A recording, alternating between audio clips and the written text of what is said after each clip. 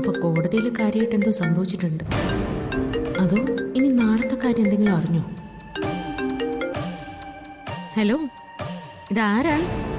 എന്തുണ്ട് വിശേഷം? സുഖാണോ? നിന്റെ പരിഹാസം അധികം വേണ്ട. നാളെയാണോടി എന്റെ ഭർത്താവിന്റെ ആ മറ്റവളുടെയും കല്യാണം. ഓ, അതറിഞ്ഞിട്ടാണോ ഇപ്പൊ ഈ വിളിക്കുന്നത്? ഞാൻ കരുതി ഇത് കോടതിയിലെ കൂടിക്കാഴ്ചയുടെ ആഫ്റ്റർ എഫക്റ്റ് ആയിരിക്കുന്നു. മര്യാദയ്ക്ക് ഞാൻ ചോദിച്ചതിന് മറുപടി പറയടി. നാളെയാണോ അവരുടെ കല്യാണം? ആണെങ്കിലും അല്ലെങ്കിലും നിങ്ങൾക്ക് എന്താ? വിളിക്കാത്ത കല്യാണത്തിന്റെ സർവാണി സദ്യക്ക് വരാനാണോ? വരനും വധുവും ബന്ധുക്കളും എല്ലാം കഴിച്ചു കഴിഞ്ഞ് ഏറ്റവും ഒടുവിലാണ് സർവാണി സദ്യ. അപ്പോഴേക്കും എത്തിയാ മതി കേട്ടോ. നീയും ആ തന്തയും പിന്നെ പഴയ കാമുകിയെ കെട്ടാൻ മുട്ടി നിൽക്കുന്ന എന്റെ ഭർത്താവും ഉണ്ടല്ലോ, എല്ലാവരും കൂടി ചേർന്ന് എന്നെ ഒരു സംഹാര രുദ്രയാക്കരുത്.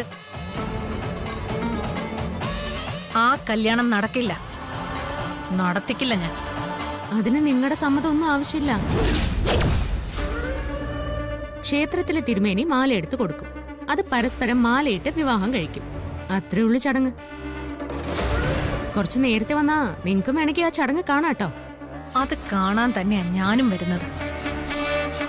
നിന്നെ കൊണ്ട് പറ്റുമെങ്കിൽ എല്ലാവർക്കും നല്ല ബുദ്ധി ഉപദേശിക്കാൻ നിനക്ക് ഞാനൊരു അവസരം തരാം.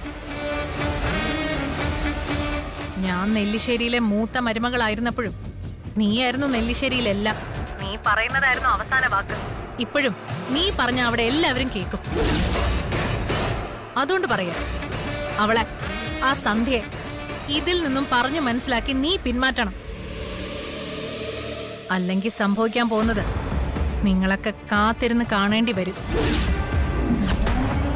നീയൊക്കെ ഉണ്ണാൻ പോകുന്ന സദ്യ എന്റെ ഭർത്താവിനെ അയാളുടെ മറ്റവക്ക് കെട്ടിച്ചുകൊടുക്കുന്നതിന്റെ കല്യാണ സദ്യയല്ല, അവളുടെ 16 അടിയന്തരത്തിന്റെ സദ്യയായിരിക്കും. അതുണ്ണാൻ ഞാനും വരും. കൊള്ളാം. ഭാര്യമാരായാലേ ഇങ്ങനെ തന്നെ വേണം. എന്തായാലും നിങ്ങളൊന്ന് പരിശ്രമിച്ചു നോക്ക്. ദൈവമാണോ അതോ നിങ്ങളാണോ വലുതെന്ന് ഒന്ന് കാണാലോ. എന്റെ കാര്യത്തിൽ ഞാൻ തന്നെയാ വലുത്. ദൈവത്തിന് ഇവിടെ ഒരു റോളും ഇല്ല.